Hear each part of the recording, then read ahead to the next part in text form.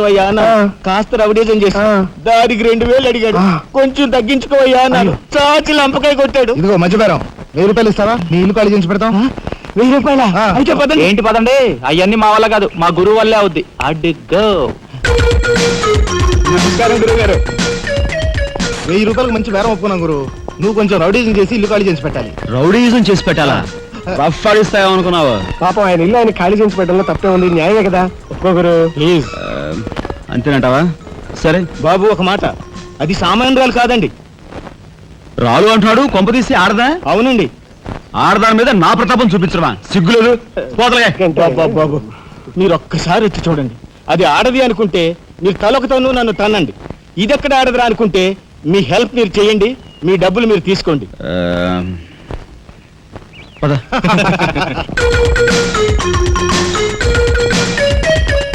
ఇదేనండి ఇల్లు.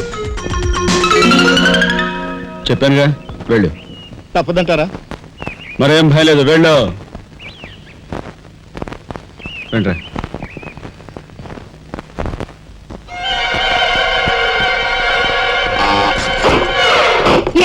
మా ఫ్యామిలీ రోడ్డు మీద ఉందమ్మా. ఈ కన్యాకుమారిలో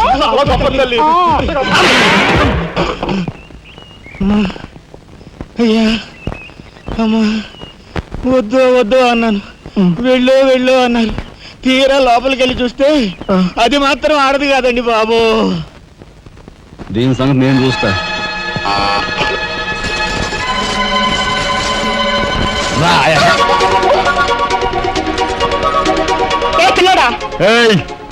నా చెయ్యి పట్టుకుని బజార్కి లాగేంత మగాడువా నువ్వు?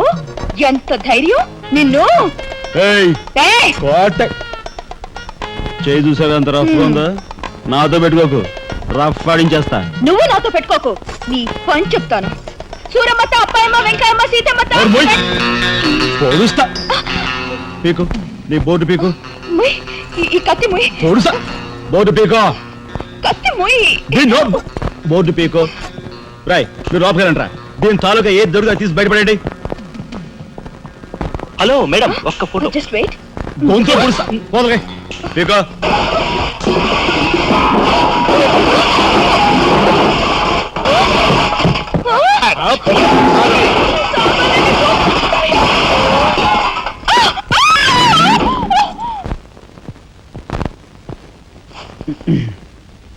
చిన్నాయ్, నువ్వు రేపే ఢిల్లీ వెళుతున్నావు.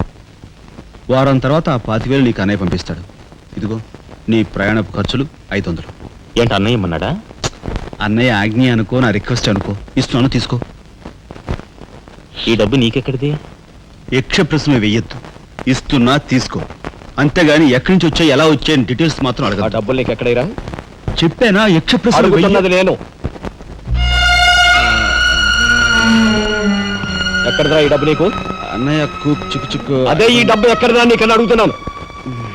చెప్పరా? అలా దబాయిస్తా ఉంటానే. నేను దొంగతనం చేసినట్టు, జోబులు కొట్టేసినట్టు. అయితే రౌడీ చేసి సంపాదించావా? నాన్న రౌడీని కాను. అయితే అప్పు చేసావా? అది చేయికి ఇది చేయికి ఇంతలో నీకు ఇంత డబ్బు ఎలా వచ్చిందిరా? ఏమిట్రా పెద్దోడా దబాయింపు? వాడు ఏం చెప్తే అది నిజం. వాడు ఎవరనుకుంటున్నావు? సాక్షాత్తు అన్నయ్య, ఇప్పుడు వివరాలు ఏమీ అడగద్దు. అన్ని తర్వాత వివరంగా చెప్తాను. వివరంగా చెప్తాడు. వదినా, తప్పు. వదినా, వదినా. ఏం బాబు? ఇదిగో వదినా, అన్నయ్య కోరిక ప్రకారం నీకు పట్టు చీర, బంగారు నగలు. బంగారు నగలు? బంగారు నగలంటే బంగారు లాంటి గిల్ట్ నగలు. అయితే రాత్రి మేము మాట్లాడుకున్న మాటలు. అన్నయ్య, ఇప్పుడు వివరాలు అడగద్దు, అన్ని తర్వాత వివరంగా చెప్తాను అన్నానా? ఇప్పుడు వివరాలు ఏం అడగద్దు, తర్వాత అన్ని వివరంగా చెప్తాను అన్నాడా? ఆ వివరాలు నేను చెప్తాను. అమ్మని, ఇది ఇంటి దాకా వస్తుందని తెలిస్తే అక్కడే నరికి పాతేసేవాడిని. ఎవరమ్మా నువ్వు? సామాన్తో పడు దిగిపోయా?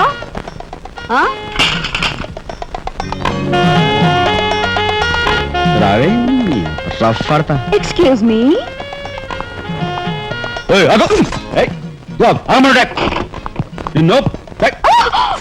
ఏమిటి దౌర్జన్యం?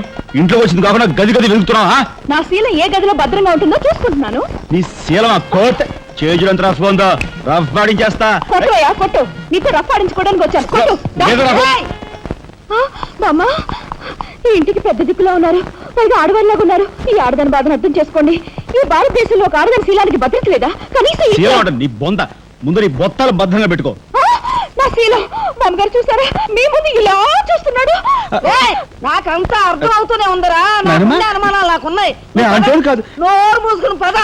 నా పని ఎరా ఏమిటి నువ్వు చేసేది?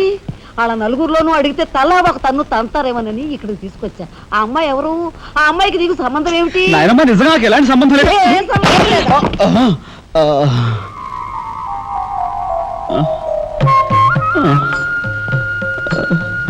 శబరి, ఏం జరిగింది? అయ్యో దేవుడు, నువ్వు వచ్చావా? అవును శబరి, నా శబరి ఆవేశం చూసి ఏం జరుగుతుందా అని వచ్చాను. ఏం జరిగింది? ఇంకా ఆవేశం ఏమిటయ్యా? నీ అంశతో పుట్టిన నీ మనవడు ఏం చేశాడో చూడు. ఆ అమ్మాయిని ఎవరినో తీసుకొచ్చాడు. ఏనాడైనా మన ఇంటా అంటా ఉందా? శబరి, నువ్వు అనుకున్నట్టుగా చిన్నవాడు అలాంటి వాడు కాదే. నువ్వు అనవసరంగా చాలేవయ్యా అని సమర్థిస్తున్నావు. ఆ పిల్లవో నా శీలమో నేను రోడ్డును పడ్డా అని అంటుంది. ఇప్పుడు ఏ ఆధారం లేని ఆ పిల్లని మన ఇంట్లో పెట్టుకోవాలా అక్కర్లేదా? చూడు శబరి, నువ్వు కొంచెం చూసి చూడలేదు. ఏంటి చూసిపోయేది? నాయనమ్మా, ఏం జరిగింది? అయ్యో నా దేవుడు, వెళ్ళిపోయావు. ఎవరే? ఎక్కడికి పోయారే? అక్క, దిక్కు ముక్కు లేని ఆడదాన్ని, భద్రత లేని ఏ ఇంట్లోనైనా ఉన్నాననుకో, నా శీల రౌడీల పాలవదా? పోనీ భద్రతగా ఇల్లు ప్రయత్నిద్దామన్నా వేల మీద డిపాజిట్ కట్టాలి. శీలవతనైనా నేను అంత డబ్బు ఎక్కడి నుంచి తీసుకురాను? నేను ఆ అమ్మాయి విషయంలో ఒక నిర్ణయానికి వచ్చాను. నువ్వు నాకు అడ్డు పడ్డావో నా మీద ఒట్టే. నాయనమ్మా, నీకు అనుకూలమైన ఇల్లు దొరికే వరకు నువ్వు ఇక్కడే ఉండమ్మా. నిజమండి? అవునమ్మా, నువ్వు ఇక్కడే ఉండు. బామ్మ, తప్పుకోండి చిన్న బాబు గారు. బామ్మ, మీరైనా నా బాధను అర్థం చేసుకున్నారు. నా రూమ్ ఎక్కడా? రైటా లెఫ్టా? రైటే, బాత్రూమ్ ఉంది, వెళ్ళు. ఎవరు మీరా? ఇటు వెళ్ళమ్మా. థ్యాంక్స్ బామ్మ. తర్వాత చూసుకుంటా. ఏమిట్రా వేలు చూపిస్తున్నా? ఒకవేళ కదే మొత్తం 5,000 చూపించి ఇక్కడే ఉండు అంటున్నాను. ఏమిట్రా, ఏం మీ జరిగింది? ఫ్రెండ్స్ అందరినీ పోలీసులు వ్యాన్లో ఎక్కించుకొని తీసుకెళ్తున్నారు.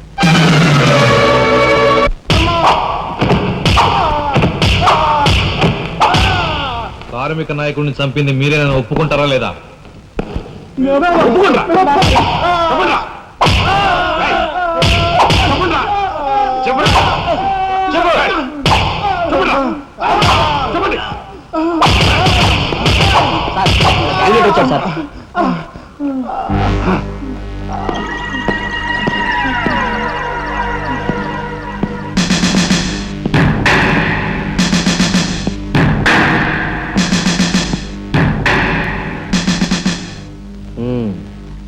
నువ్వేనా తొట్టి గ్యాంగ్కి లీడర్వి? తొట్టి గ్యాంగ్ కాదు, అనుకుంటే ప్రాణాలు తోడే గ్యాంగ్. ప్రాణాలు తోడే గ్యాంగ్. అందుకే ఆ కార్మిక నాయకుడు ప్రాణాలు తోడేశారు. అవునా? ఏమిటి? మర్యాదగా నేరం ఒప్పుకో, లేకపోతే మేమేం చేస్తాం మాకే తెలియదు. మీకే తెలీదా? పాపం ఆయనకే తెలియదంట. ఏమిట్రా వెటకారం? ఉండేలా ఉంది. మర్యాద రాగి అని నోరు పారేసుకున్నావో చెయ్యి చూడు ఎంత రఫ్ గా ఉంది. రఫ్ పాడించేస్తాను. You rascal! You bloody! You bloody! You shut up!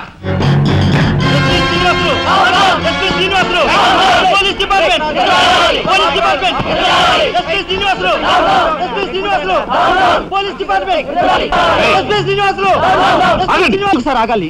కార్మిక నాయకుడిని చంపింది ఏకాంబరమేనని నేను జర్నలిస్ట్ గా పేపర్ లో రాశాను కూడా. ఆ విషయం ఊరందరికీ తెలుసు. అయినా మీరు ఎందుకు యాక్షన్ తీసుకోండి? ఏమంటా కబుర్లు చెప్తున్నావు? కబుర్లు కాదు, జనం దగ్గర ఉన్నవి కంకర్రాళ్ళు. ఒక కార్మిక నాయకుడు దారుణంగా హత్య చేయబడితే మీ డిపార్ట్మెంట్ ఏం చేస్తుంది అని ఈ జనం మిమ్మల్ని నిలదీయడానికి వచ్చారు. దోషుల్ని లోపల పెట్టి తగిన విధంగా శిక్షించి అసలు విషయం రాబడుతున్నాం. ఇందులో మీరు వచ్చారు. ఎవరండి దోషులు? నిరుద్యోగులైన ఆ యువకులు మీ పోలీసు వాళ్ళకి దోషుల్లా కనిపిస్తున్నారా? నిజమైన దోషులు ఎవరో నేను చెప్తాను. నా దగ్గర కొన్ని ఆధారాలు ఉన్నాయి. మీకు చావుంటే చేయగల దమ్ముంటే వాళ్ళని పట్టుకోండి. అంతేకాని అమాయకులు నిర్బంధించి రాక్షసంగా ప్రవర్తిస్తే మా పత్రికా లోకం చూస్తూ ఊరుకోదు. నిజాన్ని నిర్భయంగా రాసి దేశానికి సార్ చెప్తుంది. సభాష్ మిస్టర్ దాసరథి, మీలాంటి జర్నలిస్టుల వలన నిజంగా దేశానికి ఎంతో మేలు జరుగుతుంది. Thank you very much. నిజాలు తెలుసుకోకుండా ఇలా పశువులా ప్రవర్తించి మీ పోలీస్ డిపార్ట్మెంట్ పరువు తీయకు. సిగ్గుచేటు. పోలీసులు! పోలీసులు! Police department! పోలీసులు! పోలీసులు! అసలు ఎంతకుల్ని! లోపల రండి దాసరథి గారు. మీ దగ్గర ఉన్న ఆధారాలతో చట్టానికి సహకరించండి. రండి.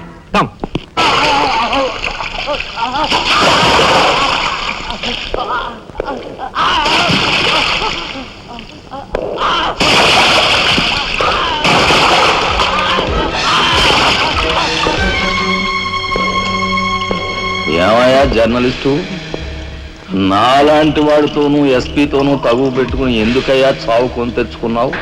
మనిషిని చంపటం ఆటవికం. You are right. అందుకేనయ్యా నువ్వంటే నాకు చాలా ఇష్టం. చచ్చిపోయే ముందు కూడా ఇలా రెచ్చిపోవడం దేశంలో ఎంతమందికి సాధ్యం? తమ్ముడు, వీడు దేశానికి పనికొచ్చే జర్నలిస్ట్లా ఉన్నాడు, వదిలిపెట్టేద్దామా? ఊరుకోనయ్యా, మనల్ని ఎండగట్టి వాడి పేపర్ సర్క్యులేషన్ 3,000 నుంచి 30,000 పెంచుకున్నాడు. చాలా. తమ్ముడు చెప్పింది నిజమే. మమ్మల్ని బజారుకి ఇచ్చి నీ పేరు ప్రతిష్టలు పెంచుకున్నావు. మరి మా పరువు ప్రతిష్టలు కూడా మేము కాపాడుకోవాలి కదా.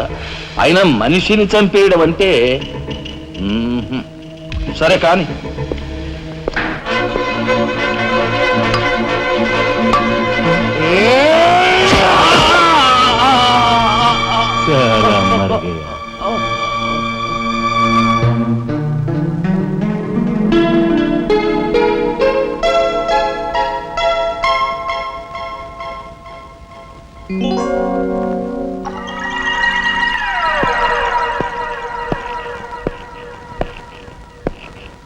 స్టీల్లోంచి ఇత్తడిలోంచి వెండి పళ్ళెం బాగానే కొడుతున్నారు ఛాన్స్. బంగారు పళ్ళెం గుద్దే ఛాన్స్ కూడా నాకు వస్తుంది.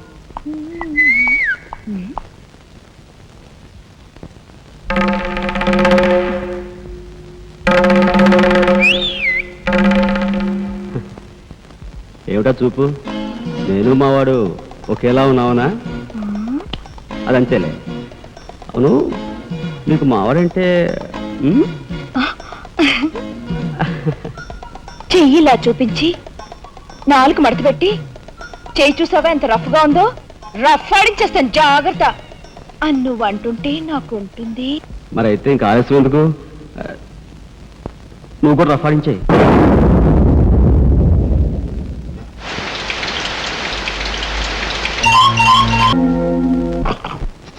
మా ఇంటి ఆడ వస్తుంది.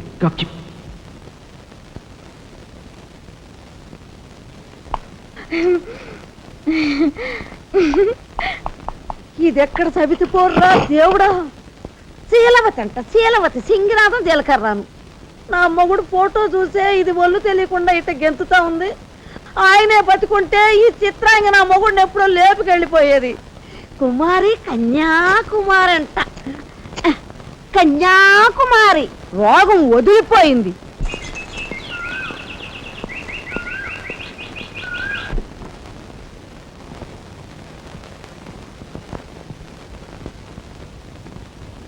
అన్నయ్య,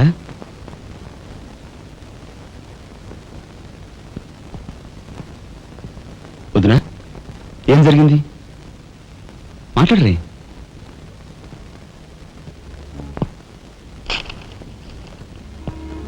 అన్నయ్య, ట్రైన్ ఛార్జీల వరకు డబ్బు నాకు అందింది కనుక ఢిల్లీ బయలుదేరి వెళ్తున్నాను. ఇన్నాళ్ళ నుంచి మన కుటుంబ బరువు బాధ్యతలను ఒక్కడవే మోస్తున్నావు. నేను ఐఏఎస్ పాస్ అయి నీ బరువులో పాలు పంచుకోవాలనుకున్నాను. ఇంకా 5 రోజులు గడువు ఉంది. ఈ 5 రోజుల్లో మీరు నాకు ఆ అవకాశం ఇవ్వలేకపోతే మన కుటుంబ బరువు బాధ్యతల్లో పాలు పంచుకోకపోగా నేను మీకు అదనపు బరువునవుతాను. అది నాకు ఇష్టం లేదు. ఆ పరిస్థితే ఎదురైతే నా బరువుని ఈ లోకం నుంచి శాశ్వతంగా ఎలాగైనా సరే పెద్ద మనసు చేసుకుని ఆపదను మీరే గట్టెక్కించాలి. మీ మేలు ఈ జన్మలో మర్చిపోలేదు. అది సరేనయ్యా. బీది తమ్ముడు కరెక్ట్ చదువు పూర్తి అవ్వాలంటే నీకు 25,000 కావాలి. కానీ ఏం చూసి ఇమ్మంటావు? ఉన్న ఇల్లు కాస్త తనక పెట్టావు. ఇప్పుడేం తనక పెడతావు? కాబోయే మీ తమ్ముడు కలెక్టర్గిరి తనక పెడతావా?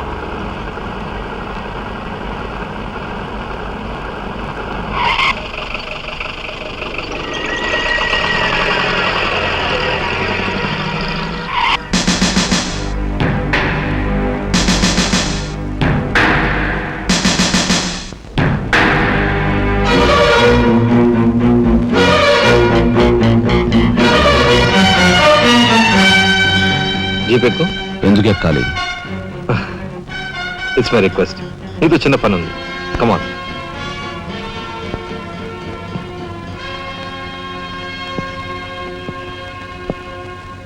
మీరు ఆడుకునే ఈ స్థలానికి నన్ను ఎందుకు రమ్మన్నట్టు? ఈ ఆటకి మన జీవితానికి చాలా దగ్గర సంబంధం ఉంది కాబట్టి. ఈ రెడ్ బాల్స్ ఉన్నాయి చూసావు, ఇవి మామూలు జనం అన్నమాట. ఇక ఈ pink, blue, black, yellow, brown, green ఇవన్నీ సిటీలో కాస్త పలుకుబడి ఉన్న వ్యక్తులు. ఇకపోతే ఈ వైట్ బాల్ నేనన్నమాట. ఇందులో ఏ బాల్నైనా కదిలించే కెపాసిటీ, కావాలనుకున్న కార్నర్లోకి తోసేసే కెపాసిటీ ఈ తెల్ల బంతికి ఉందన్నమాట. అంటే నాకు. దీన్ని తెల్ల బాలు అంటారు, క్యూ బాల్ అంటారు. ఓహో, ఓసారి క్యూ ఇటిస్తారా? దగ్గరగానే ఉందిగా, తీసుకో. నేను అడిగింది ఆ క్యూని. నువ్వట. రా రా యా యా. వచ్చాను. ఏం కావాలి? నేను అడిగింది ఈ క్యూని, నిన్ను కాదు. ఎంతో శక్తివంతమైన ఈ క్యూ బాల్ను సైతం కదిలించే శక్తి ఈ క్యూకుంది.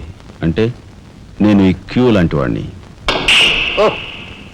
నీ తసారావులో పడ్డు ఎస్పీ, మా బలెంటోని తెచ్చావయ్యా. నాకు నచ్చాడు. సర్లే, మంచి కెపాసిటీ ఉన్న క్యాండిడేట్, కళ్ళు మూసుకుని ఉద్యోగం ఇచ్చేయచ్చు. ఇచ్చేయచ్చు. చూడబాయ్, నేను చెప్పే ప్రతి పనికి ఓ రేట్ ఉంటుంది. Fixed rate. ఎవరి కష్టాతీత ఉంచుకోరు. Spot payment. ఫైటింగ్కి వెళ్ళావనుకో 1000 రూపీస్, కాలో చెయ్యో తెచ్చావనుకో 5000 రూపీస్, లైఫే తీసేసావనుకో 10,000 రూపీస్ స్పాట్ పేమెంట్. మందు పొందు బేట. ఓకే? అంటే నాకు ఇచ్చేది గూండా ఉద్యోగం? కాదు, గవర్నర్ గిరి. చేస్తావా? గూండాయే, కాకపోతే నంబర్ 1 గూండాగా కాస్త రెస్పెక్టబుల్ గా చూస్తావయ్యా. చూడండి, నేను ఫైటింగ్ పెడతాను. ఎప్పుడో చెప్పనా? న్యాయం అన్యాయం అయినప్పుడు. కాలో చేయో తీస్తాను. అదెప్పుడో చెప్పనా? ధర్మం అధర్మం అయినప్పుడు. లైఫ్ తీవాల్సి వస్తే తీస్తాను. అదెప్పుడు? మీలాంటి వాళ్ళు ఇలాంటి వాళ్ళు కలిసి బరి తెగించి కిరాతకులైనప్పుడు. ఓర్ని తసారావుల బొడ్డు బాలేంటోడే బాబు వీడు. ఇంటి మొగుడికి ఎక్కువ, రంకు మొగుడికి తక్కువ అన్నట్టున్నాడు. నాకేం నచ్చలేదు, మనకేం అక్కర్లేదు. నాకు అసలు నచ్చలేదు. ఏమిటయ్యా ఇది, మంచి చట్టం లేకుండా? ఆ మాట అడగాల్సింది నేను. కట్టుకున్న మొగుడు పెళ్ళాన్ని బ్రోతల హౌస్కు తీసుకెళ్ళడం ఎంత నీచం. పోలీస్ ఆఫీసర్ ఒక పౌరుని ఇలాంటి గూండాల కొంపు తీసుకురావడం అంతకంటే నీచం. సిగ్గుండాలి.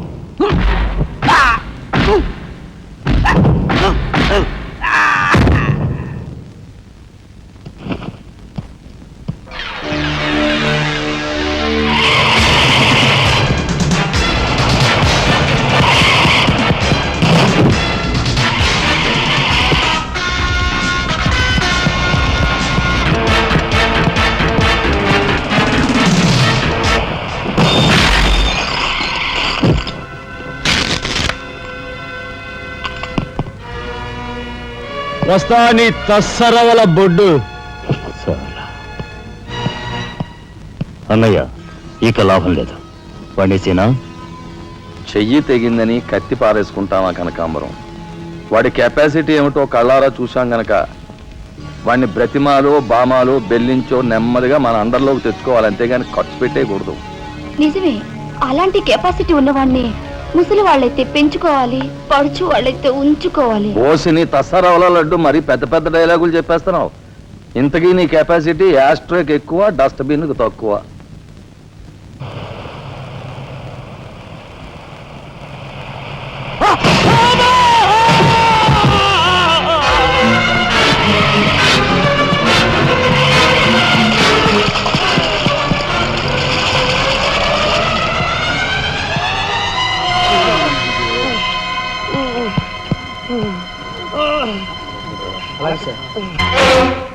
కార్ యాక్సిడెంటా? రేపు పెళ్లి పెట్టుకుని ఇవాళ నువ్వు కార్ యాక్సిడెంట్ చేసేవాడు ఎంత అప్రదిష్ట. ఈ సంగతి పోలీసులు తెస్తే రేపు నువ్వు కూర్చోవాల్సిన పెళ్లి పీటల మీద కాదు, కటకటాల వెనకాల. నువ్వు వెళ్ళిపోయి, డ్రైవర్ వచ్చాడో లేదో.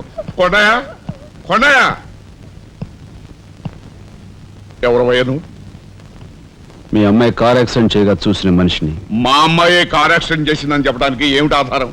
నాతో పాటు మరో 15 మంది చూశారు, వాళ్ళని తీసుకొస్తాను. బాబా, లోపల కూర్చొని మాట్లాడుకుందాం.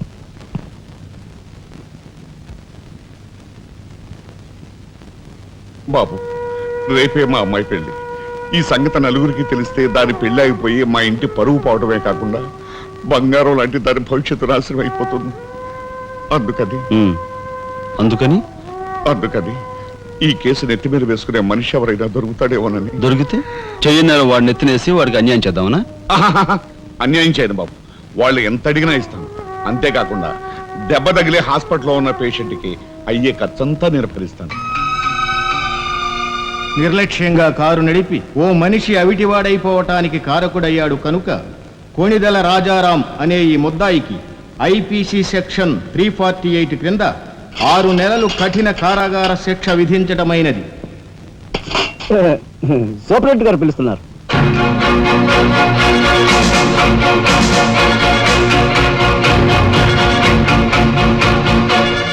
సార్ మీరా? నా కూతుర్ని రక్షించుకోవడం కోసం నిన్ను జైలు పాలు చేసినందుకు నేనెంతో సిగ్గుపడుతున్నాను. నేనేం త్యాగం చేసి జైలుకి రాలేదు సార్. మీ దగ్గర 25,000 పుచ్చుకున్నాను.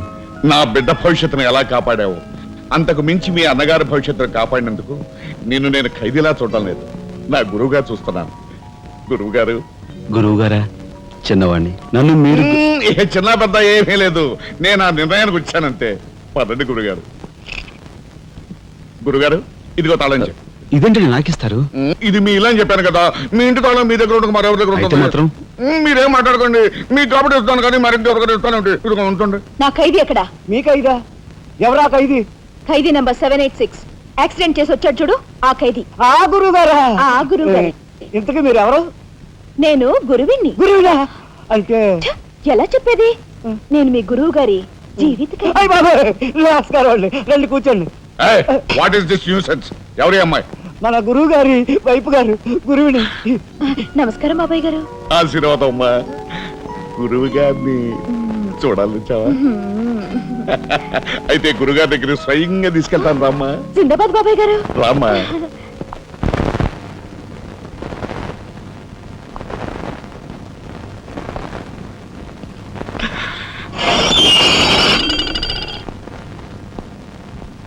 ఆహా, సీతాకోక చిలుకల్లాగా చిలకా గోరింకల్లాగా ఎలా మిలమిలా మిరిసిపోతున్నారు.